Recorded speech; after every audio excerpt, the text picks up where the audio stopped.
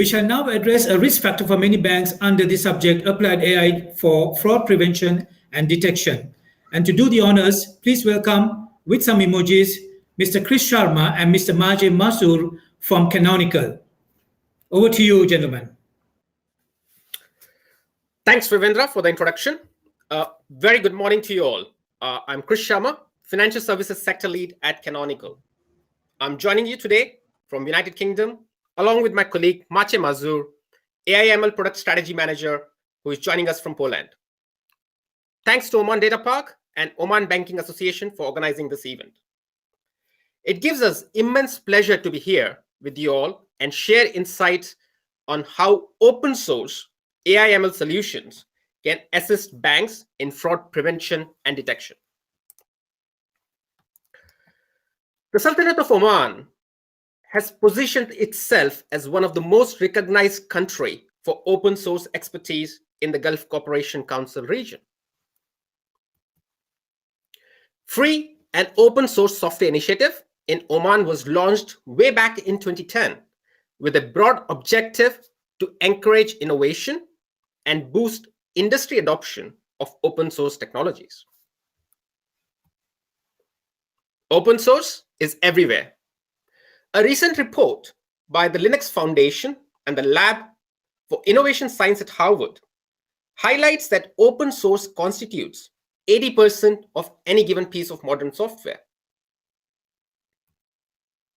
Open source is driving innovation from cloud to the edge. Too many areas to list on one slide. Linux has won the operating system battle, and open source is increasingly being adopted by enterprises across industry sectors, including financial services. We are all aware of the benefits for using open source that include better economics and lower total cost of ownership, improved flexibility leading to enterprise agility, higher business value driven by innovation and faster time to market, simplified integration with the wider ecosystem, and no vendor lock-in. So a brief intro to Canonical. Canonical is the publisher of Ubuntu, the leading Linux operating system for container, cloud, and hyperscale computing. Canonical provides enterprise security, support, and services to commercial users of Ubuntu and other open source technologies. Established in 2004, Canonical is a privately held company with close to 700 employees based in more than 50 countries. Ubuntu and other open source technologies from Canonical are driving innovation and delivering business value across the full spectrum of the compute continuum, right from public cloud to private cloud to edge computing that includes microcloud and Internet of Things. Ubuntu is the #1 operating system in the cloud and the leading container host operating system. A lot of global institutions are using Ubuntu in the cloud and on-prem. Financial institutions choose Ubuntu to scale innovation and drive down the open source operating costs. Ubuntu was recently voted #1 operating system for OpenStack deployment in the OpenStack user survey that is organized by Open Infrastructure Foundation. Now let's look at the topic for today, fraud. In this digital age, financial crime against banks and other financial institutions is accelerating rapidly. Fraud prevention now represents one of the biggest concerns for the financial services industry, as a typical organization loses 3 to 5% of their revenues to fraud each year. Let's take a look at the numbers. The Nielsen report states that financial fraud losses globally has been to the tune of $29 billion. KPMG Global Banking Fraud Survey found that over 60% of the respondents globally experienced an increase in the fraud volume and greater than 50% increase in the fraud value. And these are big numbers. The fraud risks are evolving with the digital transformation that is happening around all of us. Now, criminals are getting smarter. They're getting more sophisticated. So what are the top threats? The top threats include the cyber online fraud, scams, impersonation fraud, and the card not present fraud. These are some of the key top frauds that financial institutions are facing. In the recent past, billions of customer data records have been in the public domain due to cybersecurity breaches at trusted global brands. Now, cyber-related fraud risk is the most significant challenge faced by financial institutions. In an interconnected world that we live in, whilst a data breach that may relate to one company in one particular country might relate to individuals that are actually across the globe.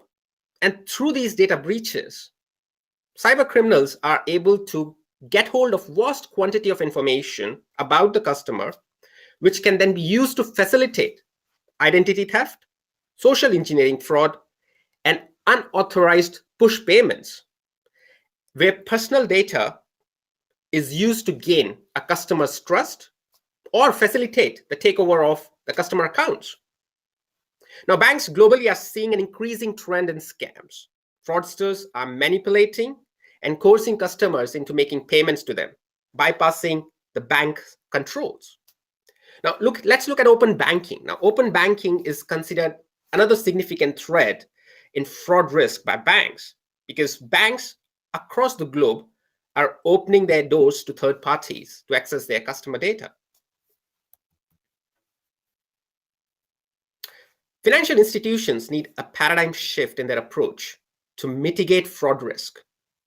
The existing fraud detection and prevention solutions within financial institutions are too fragmented, and they will struggle to deal with the evolving fraud risks. To reduce fraud losses, banks and capital market firms must improve their defenses, which means they will have to upgrade the disparate transaction systems and the piecemeal approach to fraud detection solutions. Financial institutions will have to put in place an enterprise-wide fraud risk management framework and will have to be proactive in predicting and preventing fraud losses. Well, a lot of financial institutions are already leveraging AI/ML to combat fraudsters. For example, MasterCard uses integrated machine learning and AI to track and process variables such as transaction size, location, the time, the device, the purchase data. The systems access account behavior in each operation and provides real-time judgment on whether a transaction is fraudulent. Now, systems successfully reduces the number of times a false decline happens in the merchant payment. A recent research carried out by Capgemini on the next generation fraud systems found that using machine learning and analytics minimizes fraud investigation time by 70% and then improves detection accuracy by 90%. So I guess the path forward for financial institutions is to leverage AI/ML for fraud prevention. Financial institutions have been using rules-based fraud detection system for a long time now. Now, fraudulent activities in finance can be detected by looking on the surface, which are quite evident signals, right? Unusually large transactions, or the ones that are happening in atypical locations, obviously would deserve additional verification. Now, purely rule-based systems entail using algorithms that perform several fraud detection scenarios. Now, today, the rule-based fraud systems apply close to 300 different rules on an average to approve a transaction. Now, these systems remain too straightforward, and what they require is adding or adjusting scenarios manually, and detecting implicit correlations is definitely a challenge.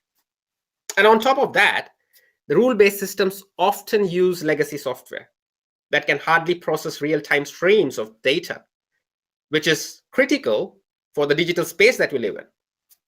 So what's needed?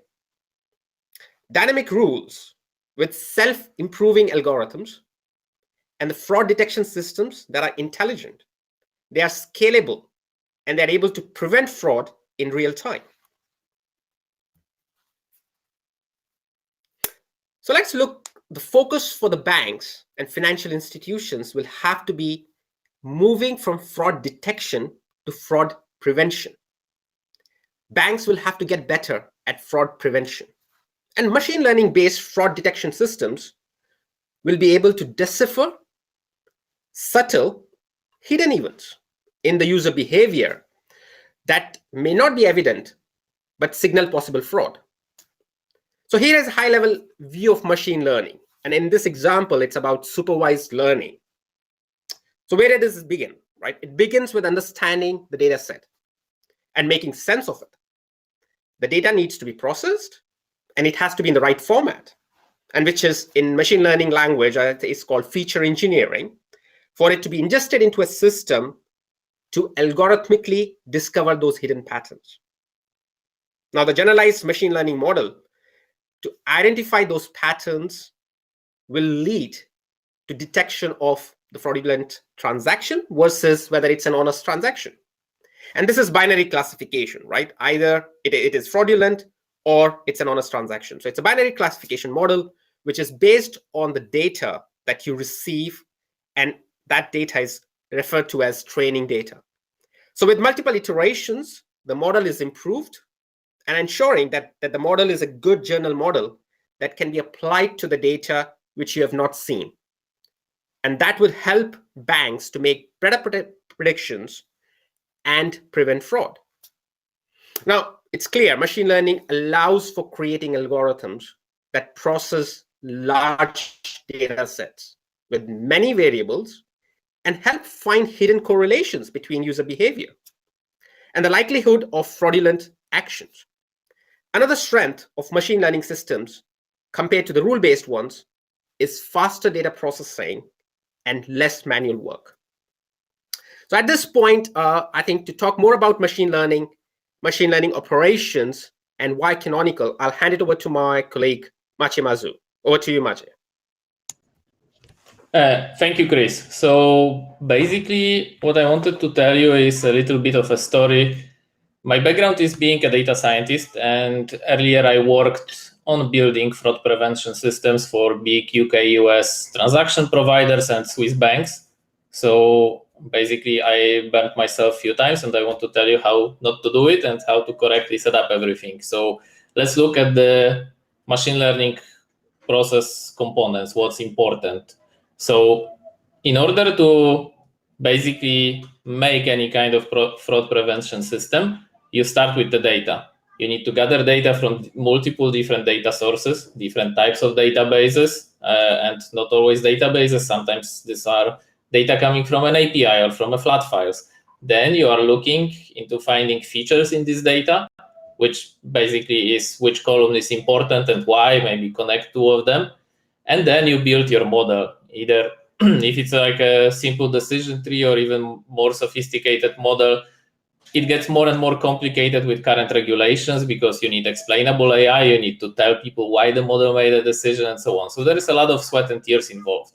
If you look at the ML model lifecycle, right? So from a data scientist perspective, I will maybe figure out and define some model, train it. When I have a trained model, I deploy it to a private cloud, to a public cloud, wherever it will be interacting with a real banking application. And then maybe I'll be doing some inference in a mobile bank or in some edge device, or again in a cloud with a new data. So this looks like quite a simple process, right? So that would be something that data scientists sees as their effort in that process. But actually, if we look at the numbers, 80% of doing a fraud prevention system or any other kind of machine learning works is not the data science part, it's MLOps.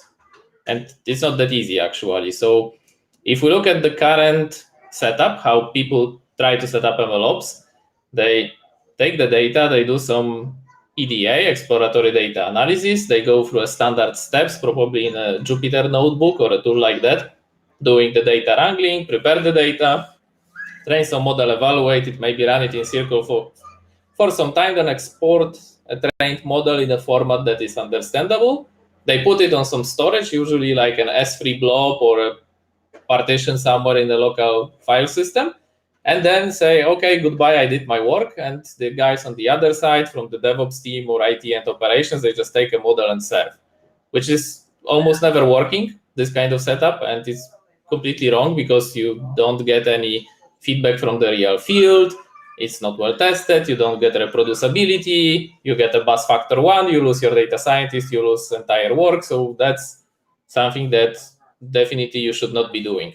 If you look at proper MLOps, continuous integration, continuous delivery pipeline, what you actually need to build is 3 different environments. It can be in one environment, but basically 3 separate processes. One is for the experimentation, where you take the data and you have a defined path and the process in forms of either a Kubeflow pipeline or any other tool that allows you to design the step-by-step process. And then whenever the experimentation is finished, the source code goes to a source repository. Then through continuous integration, you run some automated tests, you create a pipeline to actually deploy your ML model, and then you have a separate pipeline for continuous training, because fraudsters are getting more and more cunning, and basically every day there is some new idea how to make a fraud. So the model needs to be continuously trained, and in order to make it efficient so that your data scientist can work on the next big thing, like, I don't know, financial advisory or something, this whole retraining process needs to be as automated as possible. We even went into the efforts with the Swiss bank to actually make interviews with some fraudsters from Belarus and Russia, and they gave us some hints of how they are doing things, of course, like anonymous interview and this kind of things, and we included that feedback into the continuous training process. So there are a lot of efforts being done in order to automate it. And if we look at now, okay, this is just a blueprint, a picture, how do I do it actually? What kind of tools I can use?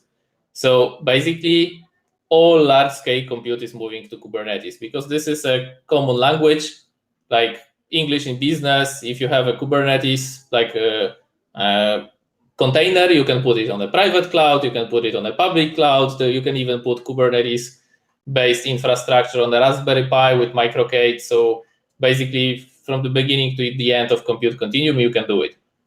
And obviously, since we are the guys who created Ubuntu, we will be looking at the open source MLOps platforms, which are available. And currently, the best one on the market that there is Kubeflow.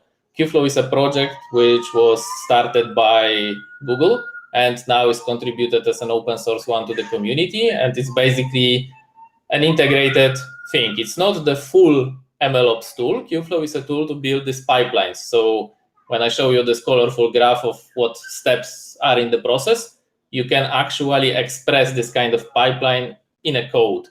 And Kubeflow is the tool for that. So if we look at the Kubeflow components, besides the pipelining itself, it has also the serving components if you need to serve the model, supporting most popular serving platforms. You get your monitoring and standard LMA stack, like logging, monitoring, and alarming. And you get your additional ML tools like TensorBoard, for example. You get your additional hyperparameter tuning and this kind of things. So what's important with Kubeflow is that we as Canonical also contributed to community a thing called charms. And charms are basically a way how Juju is working, and you have your software-defined infrastructure. So Chris, you can switch the slide. Yeah, exactly. So what Juju is a model-driven operations tool. So basically, you can describe how the model of application looks like, because every MLOps pipeline is different. So if I get a project, I need Kubeflow, but I would also like Seldon, and I would like MLflow for my model registry, and maybe I need a Kafka connected to it because I have some real-time data stream. Okay, I draw this model, and thanks to the fact that Juju works well with VMs and with Kubernetes, you can even connect it to some legacy database, which is installed in form of a VM. And you can orchestrate the entire thing so that all of those relations are defined, and you can repeatably install the same environment into many different places. So that's basically one of the biggest barriers in the AI implementation, and that's why we are trying to solve it. So if we look at the Gartner studies, they say that the second biggest thing is basically the complexity of AI solution integration. So that's exactly what Juju is solving. So the software integration is slow and hard, and you can feel stuck with it. And that's why we basically created the tool called Juju. Juju is not used only for Kubeflow. So the charmed MLOps is just one use case, and you can build Kubeflow plus additional MLOps tools for your infrastructure, and you can deploy it into all major public clouds. You can deploy it on OpenStack. You can deploy it on Kubernetes and on-prem. And what's the most beautiful thing is that you go to our website and you can download it and just use it. This is an open source software. There is no additional costs related to it. You can just try it after this event, download it, and install. There are some bundles already prepared, like small, medium, and large Kubeflow bundle. So that's something available to you already. And that's why we think that Canonical and open source software in general can do a lot in the finance industry. So now giving the voice back to Chris to tell you why exactly we are present in that industry and what we are doing as our company is offering. Thank you, Matej. So why Canonical? So we touched upon the fact that there are multiple elements of machine learning. There are various stages. So you would have to experiment with the models. You would have to train your models consistently with the new set of data using GPUs. And then you deploy your models for inference. Now, Ubuntu is present and can be leveraged across that entire life cycle, right from experimentation down to inference, where you have actually deployed your model. So Ubuntu is the platform to power your enterprise AI/ML. As I was actually mentioning earlier, the enterprise continuum is right from public clouds, because you could actually deploy your workloads on the public cloud. As most financial institutions are moving towards hybrid cloud, they are going to leverage both public clouds as well as the on-prem private cloud. And then also, if you are in the branches, you might actually deploy and use microclouds for inference. If you look at it, I think you would find that there are, in simplistic terms, you need the infrastructure, and then you have got the app layer on top, where we picked up an example of the most popular MLOps application, Kubeflow. And as Maciej was saying, I think in that environment, the whole landscape will involve multiple applications. So essentially, what you really require is an organization, an open source company that can help you tackle both the application layer, the infrastructure layer, and gives you that flexibility of deploying your application, implementing and experimenting with your ML models in any space and any substrate that you want to use. Whether you're using OpenStack, you're having Kubernetes environment, the underlying infrastructure layer and the support for the applications is what Canonical provides. The entirety of the full stack at one price. And I think it's the simplicity of having a single point of contact, a single vendor that is able to provide you the capabilities that you require to build and use AI/ML within the organization. So just to tell you a little bit on the technical side again. So we are collaborating with NVIDIA, as they are the biggest provider of the GPUs. And as you know, GPUs are heavily used in machine learning, mainly to the fact that they are really good with multiplying matrices, because your screen is basically a big matrix of different colors. So GPUs were optimized for that, and that's why they are very useful for AI/ML. So together with NVIDIA, they chose us as the partner operating system because almost 90% of data scientists are actually working on Ubuntu. So we are the main target environment for ML engineers and data professionals. And we built a thing called data science stack. So together we created an optimized setup from the operating system to NVIDIA drivers and the CUDA which is basically additional NVIDIA libraries, which every other things in this space are built upon, and the top-level open source libraries like TensorFlow, PyTorch, OpenCV, and so on. So all of that is built into one cohesive environment, and we even collaborate with laptop vendors. So if you buy a data science dedicated laptop from Dell, HP, or this kind of guys, you can get a full data science stack installed. So you basically buy a new laptop, open Delete, and everything is there waiting for you. And what's the beauty of it? All of it can nicely integrate with the on-prem and on the cloud infrastructure that uses Ubuntu. So that would be all from us. And I would be also interested to hear from you guys. What's your AI/ML strategy? And if you have any questions. Yes, thank you, gentlemen. It looks like your audience loves Ubuntu. We can see the emojis flowing your way. So that's good news. Audience, do you have any questions that we can raise? You still have about 5 minutes or 4 minutes on your time slot. So I'm looking at if anybody's raising a hand, if there are any questions at all. Of course, we can always take your questions back at the end where we have a separate session for questions and answers.